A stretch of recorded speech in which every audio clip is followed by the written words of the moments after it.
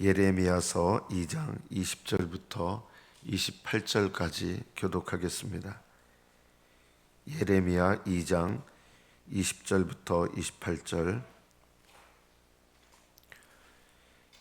20절부터 교독합니다. 네가 옛적부터 내 멍에를 꺾고 내 결박을 끊으며 말하기를 나는 순종하지 아니하리라 하고 모든 높은 산 위에서와 모든 푸른 나무 아래에서 너는 몸을 굽혀 행음하도다.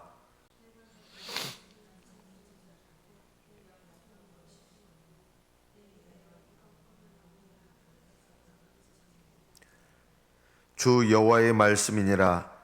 내가 잿물로 스스로 씻으며 내가 많은 비누를 쓸지라도 네 죄악이 내 앞에 그대로 있으리니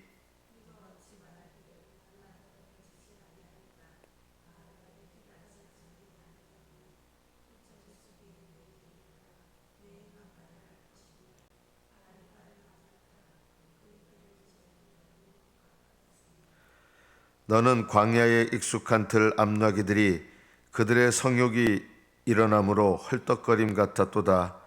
그 발전기에 누가 그것을 막으리요? 그것을 찾는 것들이 수고하지 아니하고 그 발전기에 만나리라.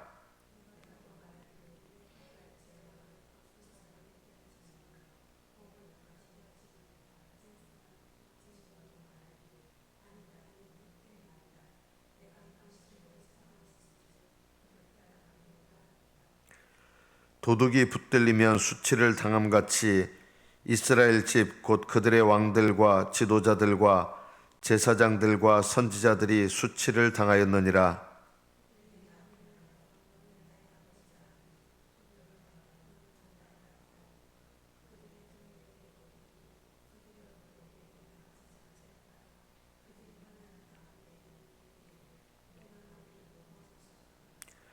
너를 위하여 내가 만든 내 신들이 어디 있느냐? 그들이 내가 환난을 당할 때 구원할 수 있으면 일어날 것이니라. 유다여, 너희 신들이 너희 성읍수와 같도다. 여기까지 받들어 읽겠습니다.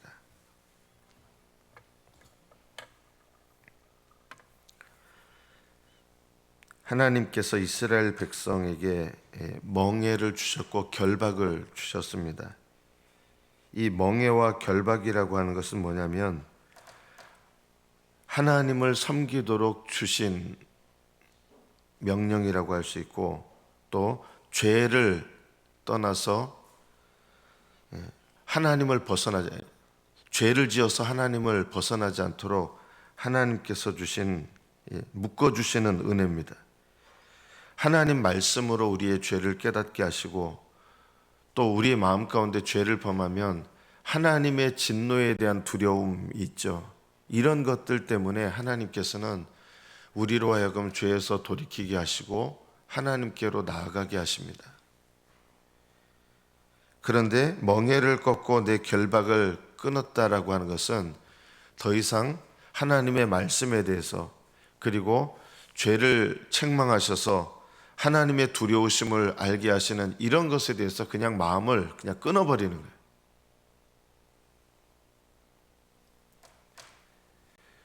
그리고 죄를 짓는 삶을 그냥 마음을 놔버리고 그냥 나는 죄 짓고 살겠다. 아무렇지 않게 느끼는 상태가 되는 것입니다. 이것이 더 심각한 것입니다. 이거는 평안이 아니고 멍에를 꺾고 결박을 끊는 것입니다. 오히려 그래도 마음 가운데 나 이렇게 살면 안 되는데 이렇게 살면 안 되는데 이런 마음이 드는 게 차라리 낫지 하나님 뜻대로 살지 않고 하나님을 등지고 사는데 마음에 아무렇지 않아요. 이것이 더 위험한 영적 상태가 되는 것입니다.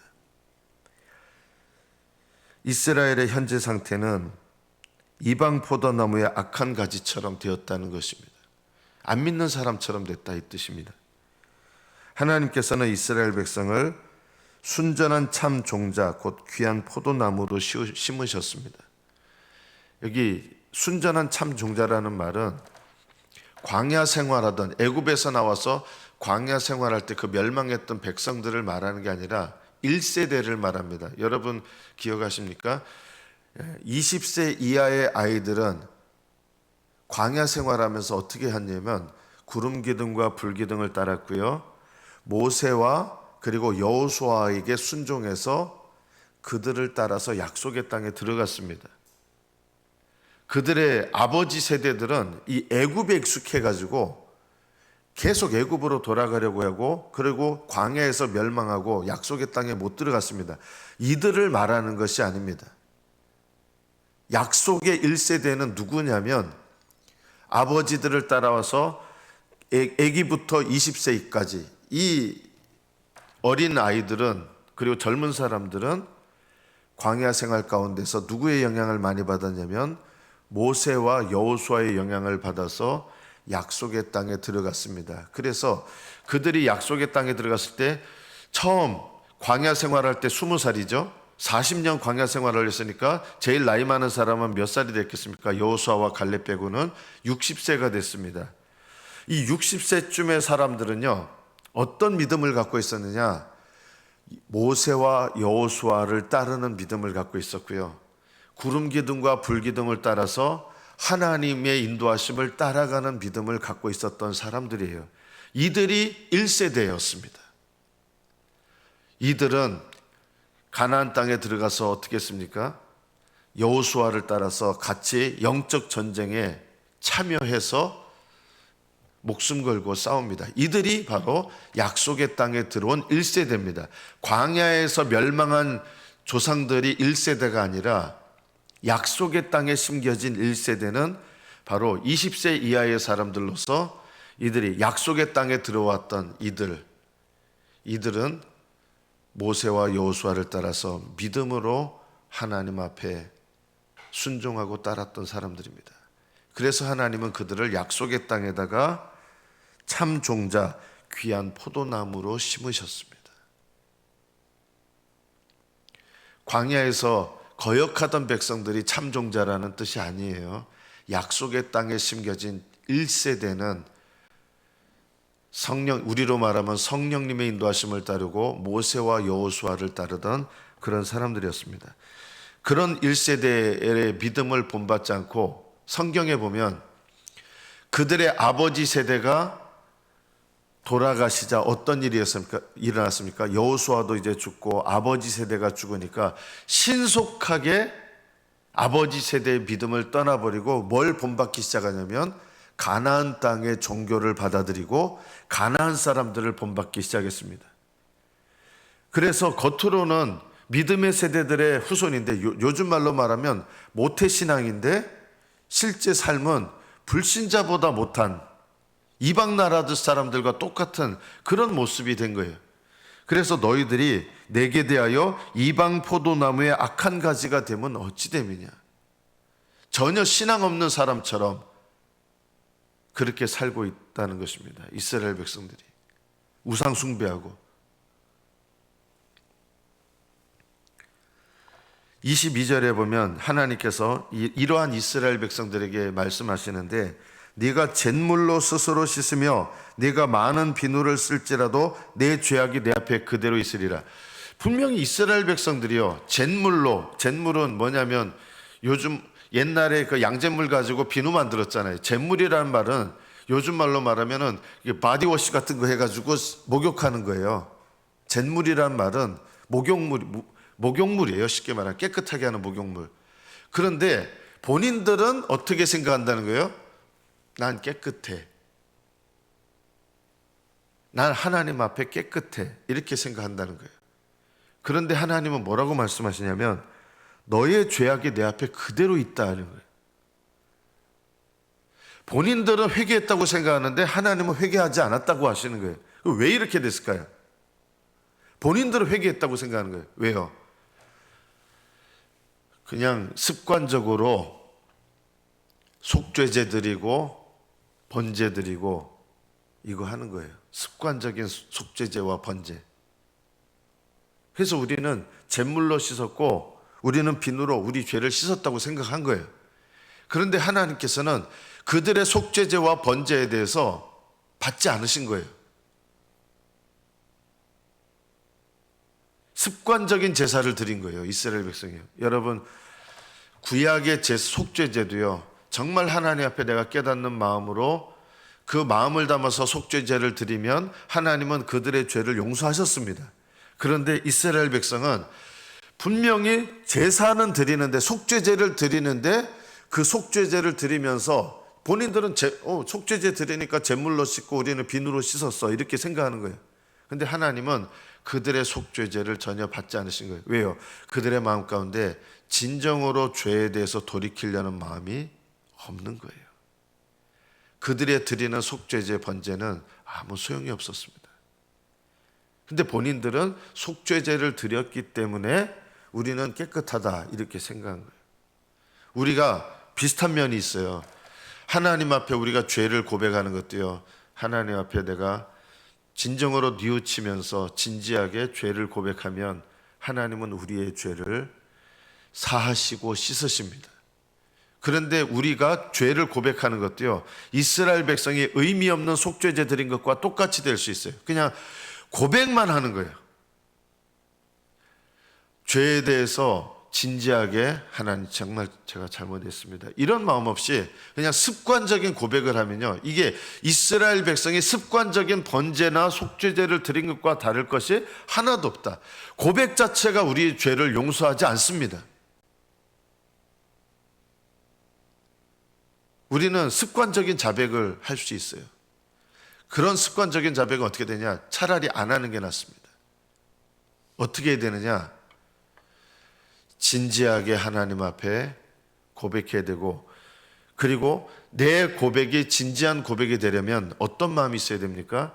그 죄에서 떠나려고자 하는 마음이 있어야 됩니다. 회개는 내가 고백한 죄를 떠나야 회개입니다. 고백과 회개는 구별된다 그랬죠. 고백은 하나님 제가 잘못했습니다 하는 게 고백이고, 회개는 잘못했다고 고백한 그 죄를 떠나는 게 회개예요. 고백이 회개가 아니에요. 고백은 그러면 왜 필요하냐? 회개를 위해서 필요해요. 죄를 떠나려면 하나님 앞에 먼저 나와서 하나님 제가 잘못했습니다 하고 하나님께로부터 사함과 씻음을 받아야 되고, 그리고 사함과 씻음을 받은 다음에 일어나는 것이 뭐냐면 죄를 떠나는 일이거든요. 죄를 떠나서 하나님께 나가는 거예요. 이게 회개입니다. 그래서 참된 고백은 당연히 필요하죠. 그러나 습관적인 고백은 자칫 잘못하면 회개를 가로막는 것이 될 수 있습니다. 이스라엘 백성에게 회개하라고 속죄제의 은혜를 주셨는데, 이스라엘 백성은 회개를 하는 대신에 무의미한 속죄제를 계속 드린 거예요. 그럼 어떻게 되느냐? 이 무의미한 속죄제 끊어야 됩니다, 먼저. 그리고 하나님 앞에 진지하게 하나님 제가 잘못했습니다, 이런 참된 고백을 회복하는 게 먼저고, 그리고 그 고백한 죄에 대해서 떠나야 돼요. 이 죄에 대해서 떠나려고 하는 마음이 전혀 없는 거예요, 이스라엘 백성은요. 본인들은 나는 번제와 속죄제를 드렸으니까 나는 씻음 받았다 한 거예요. 그런데 너의 길을 보라는 거예요, 하나님께서요. 너희들이 정말 진심으로 회개했다면 너희들의 길을 살펴보면 알 수 있다는 거예요. 너희들의 길을 봐라. 너희들이 정말 회개했다면 너희들이 이전에 행했던 그 길에서 돌이켜서 누구에게로 나오는 길을 걸었어야 되는 거예요? 하나님께로 나오는 길을 너희들이 걸었을 것이다. 그런데 너희들 길을 봐라. 맨날 어디 가는 거예요? 번제와 속죄제를 드리는 것 같지만 너희들의 길은 계속 우상에게로 가는 길밖에 없었다. 이게 회개한 거예요, 안 한 거예요? 회개한 게 아닌 것입니다. 너희들의 길을 살펴봐라. 너의 행한 바를 네가 알 것이다. 너희들은 회개한 것이 아니고, 내가 너희들을 깨끗하게 하기를 원하지만 너희들은 아직 깨끗함을 받지 않았다는 것입니다. 너희들은 성욕이 일어남으로 헐떡거림 같고, 이 우상숭배예요. 우상숭배는 둘 다 영적으로 간음하는 것이고 육적으로도, 이 당시 우상숭배는 꼭 성행위가 포함되어 있거든요. 우상 숭배는 영적인 간음이고요. 심지어 육체적인 간음도 동반되었습니다. 오늘 이 말씀을 우리에게 적용하려면 어떻게 될까요? 이스라엘 백성들은 우리 하나님 안 버렸습니다 했어요. 하나님은 너희는 나를 버렸다 했는데 무슨 소리예요? 우리가 언제 하나님을 버렸습니까? 이래요. 왜냐하면 이스라엘 백성은요, 자기들 기준에 보면 하나님을 안 버린 거예요. 왜냐하면 하나님께 드리는 제사도 드려요. 우상한테 드리는 제사도 드려요. 하나님께 드리는 제사는 공개적으로 했고 우상한테 드리는 제사는 다 사람들이요, 남들 안 보게 은밀하게 우상 숭배한 거예요. 그래서 우리는 하나님 버린 적 없어요. 우리는 깨끗함을 얻었고 우리는 깨끗한 백성이요, 우리는 번제와 속죄제 드렸으니까. 그러면서도 은밀한 이 우상 숭배의 죄를 전혀 끊지 않았던 것입니다. 이스라엘 백성은 우리가 언제 하나님 버렸습니까? 했는데 하나님과 우상을 함께 섬기는 것이 하나님을 버리는 거예요. 죄의 길을 계속 걸으면서 가는 것은 하나님께 돌이키지 않은 거예요. 너의 죄악, 이스라엘 백성이에요. 너희들의 죄악이 내 앞에 그대로 있다고 하나님은 말씀하시는 거예요. 너희들의 길을 보면 너희들이 정말 회개했는지 회개하지 않았는지를 알 수 있는 것이다. 우리가 주님께 죄를 고백하는데 그 고백이 회개로 이어져야 됩니다. 죄를 고백하는데 그 고백이 회개로 이어지지 않으면 우리의 고백 자체를 무익하게 만드는 것이죠. 고백한 죄를 떠나야 됩니다.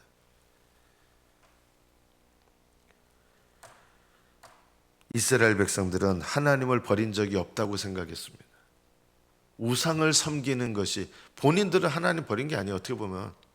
그러나 우상을 섬기는 것이 하나님을 버린 것입니다. 그리고 그들의 마음속에는 하나님을 기쁘시게 하고 싶어하는 마음이 없었어요. 여러분이 하나님을 사랑하는 믿음을 갖고 있다면 이런 마음을 갖고 있을 거예요. 저는 하나님을 위해서 살고 싶습니다. 여러분 마음속에 이 마음이 있습니까? 나는 하나님을 위해서 살고 싶습니다. 하나님을 기쁘시게 하며 살고 싶습니다. 참 믿음을 갖고 있으면 이런 마음을 갖게 됩니다.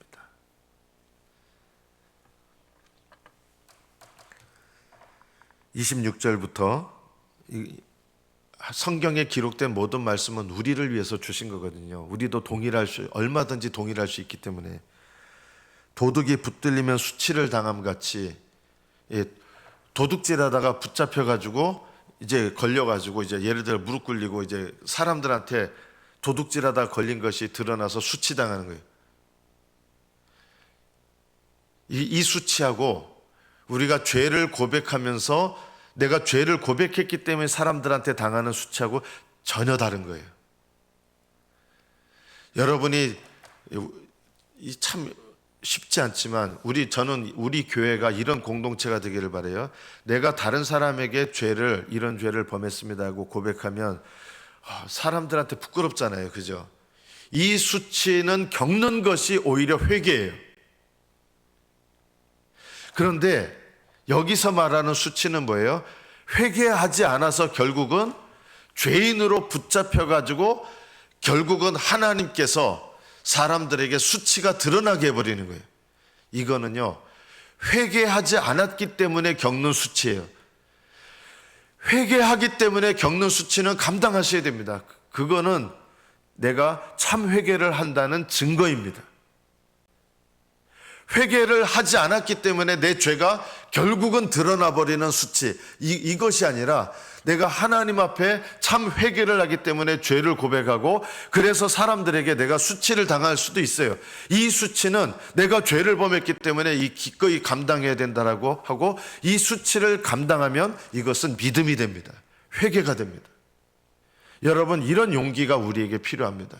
사람들 앞에서 내 죄를 고백하고 고백한 죄 때문에 수치를 당하는 것은 제가 이런 경우 많이 봤거든요. 이거 우리 교회에서 이런 일이 비일비재하게 이런 얘기들 들었어요. 죄를 고백했더니 사람들한테 내가 수치를 당했다. 죄 고백하지 마. 너만 손해야. 여러분도 그런 말 하지 않았습니까? 그냥 사람들한테 수치를 당하지 않을 만큼만 해. 이거는요, 죄의 고백이 아니에요. 물론 강제로 고백할 필요는 없겠죠. 강제로 하면 안 되죠. 그러나 내가 진정으로 죄를 회개하고 사람들한테 고백했기 때문에, 회개했기 때문에 나의 회개함이 사람들한테 나타날 때 내가 수치를 겪을 수 있어요. 그 수치는요, 겪어내셔야 돼요. 그게 믿음이에요. 그런데 그 수치를 겪어내지 않으면 어떻게 돼요? 나중에 되면 내가 죄가 드러나서 수치를 겪게 돼요. 어디서요? 하나님 보좌 앞에서 겪게 될 거예요. 구원받을지는 모르지만 죄가 드러나서 수치당하는 일은 일어나게 됩니다. 그냥 죄를 가리고 있다가 하늘나라 들어가고 그냥 할렐루야 하고 이렇게 되지 않는다는 거 아셔야 돼요. 내가 이 땅에서 숨겨놓은 죄들은요, 그냥 유야무야 돼가지고 그냥 천국 들어가고 할렐루야 이렇게 되지 않아요. 오히려 이 땅에서 내가 죄를 고백하고 그 죄를 고백한 결과로 수치를 기꺼이 당하는 것, 오히려 이것은요, 하나님께서 기쁘게 받으셔요. 그러나 우리들은 대부분 그렇더라고요. 그런 수치를 당하고 싶어 하지 않아요. 죄를 고백해서 겪는 수치를 당하고 싶어 하지 않기 때문에 죄를 다 얘기 안 해요. 숨겨요. 멀쩡하게 신앙생활 하는 것 같지만 어떻게 되는지 아세요? 나중에 하나님 보좌 앞에 가서 더 모든 사람들이 있는 곳에서 수치를 당하게 됩니다. 그때는요, 지옥에 안 갈지는 몰라도 이 땅에서 수치를 당하는 것을 기꺼이 겪어내면 어떤 일이 일어나느냐? 내 신앙생활이 주님과 동행하는 신앙생활의 복을 누리게 돼요. 죄를 끊는 복을 누리게 돼요. 거룩함으로 나아가는 은혜가 임하게 돼요. 그래서 죄를 고백하고 그럼에도 불구하고 내가 이 수치를 기꺼이 감당하겠다, 이런 마음으로 내가 죄를 회개한 결과로 겪는 수치를 감당하는 것은 믿음이에요. 그러나 도둑이 붙들리면 수치를 당하는 것은, 이 수치는 내가 죄를 회개하지 않아서 결국은 죄가 드러나는 바람에 당하는 수치예요. 이 수치는 당하면 안 돼요. 저는 저와 여러분이 기꺼이 죄를 회개함으로 겪는 수치를 감당하게 되시기를 축복합니다. 이 회개가 아니라 그냥 죄가 드러나서 수치를 겪게 되는 그런 수치는 겪지 않기를 축복합니다. 이들은 환난을 당해요. 이들이 당하는 환난은 어떤 환난일까요? 이거는요, 고난의 환난이 아니에요. 이거는 죄를 숨기고 회개하지 않기 때문에 겪는 환난이에요. 여기서 환난은, 이 환난 당하면 됩니까, 안 됩니까? 이 환난 당하지 마십시오. 이거는 믿음으로 겪는 환난이 아니에요. 이거는 죄를 숨겨서 겪게 되는 환난을 말하는 거예요. 이런 환난을 당할 때 어려워가지고 하나님 하는데, 하나님은 이 죄가 결국은 드러나서 환난을 겪는데 도와주세요, 이럴 때 하나님께서 어떻게 하신다는 거예요? 내가 너희들의 말을 듣지 않겠다는 거예요. 여기는 믿음으로 겪는 환난을 말하는 게 아닙니다. 여기서 수치는 죄를 회개함으로 겪는 수치도 아니고, 여기서 말하는 환난은 믿음 때문에 겪는 환난이 아니에요. 이런 수치와 환난을 당하면 안 돼요. 이 환난과 내가 믿음으로 말미암아 겪게 되는 환난을 똑같다고 여기시면 안 돼요. 이 사람들은 만약 환난을 겪으면 하나님 안 버렸다고 생각하기 때문에 도와주세요 하는데, 이럴 때 어떻게 하신다요? 하나님이 나는 너희들의 소리에 귀 기울이지 않겠다는 거예요. 왜냐하면 참된 고백, 참으로 도와달라는 것이 아니기 때문에. 그리고 언제가 진짜 환난의 때요? 죄를 숨기고 회개하지 않는 사람들은 내 인생의 끝때가 환난의 때가 되거든요. 그때 가가지고 지옥에 가가지고 결국 인생이 끝나고 심판의 때가 됐는데 불쌍히 해달라고, 하나님 나 천국 들어가게 해달라고. 늦어요. 그때는요. 하나님은 그때 그들의 부르짖음을 듣지 않으세요. 바깥 어두운 데 쫓겨나 슬피 울며 이를 가는데 하나님 그거 안 보시는 거예요. 그때는요. 그들은 암만 부르짖어도 소용이 없습니다. 그 환난은 돌이킬 수 있는 환난이 아니에요. 여기서 이런 수치와 죄가 결국은 회개하지 않아서 드러나는 겪게 되는 수치, 회개하지 않아서 겪게 되는 환난을 당하지 않으려면 하나님 앞에 지금 하나님께서 말씀하시는 거예요. 지금이라도 내게 진정으로 회개하고 돌아오라는 것입니다.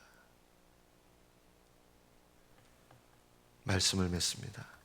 하나님께서 이스라엘 백성에게 말씀하시는 이 말씀을 통해서 우리에게 돌아오라고 말씀하시는 것입니다. 하나님은 여러분을 사랑하시고 저와 여러분을 사랑하시기에 죄에서 떠나 하나님께로 나오고 하나님을 의지하고, 죄가 드러나서 수치가 되고 환난이 되고 그때가 가지고 뭐 이게 아니라 지금 하나님께 진지하게 죄를 고백하고 지금 하나님께 돌이키는 이 회개와 믿음 가운데로 나아가기를 원하십니다. 하나님께 정직하게 나아가시는, 그리고 하나님의 도우심을 구하시는 저와 여러분 되시기를 축복합니다. 기도하겠습니다.